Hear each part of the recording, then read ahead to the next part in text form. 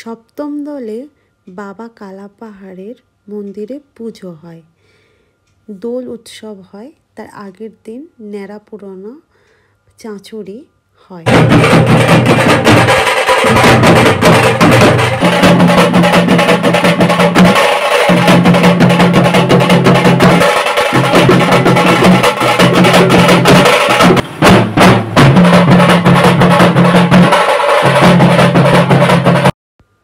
আমাদের এখানে এই উৎসবটা আমরা খুব এনজয় করি।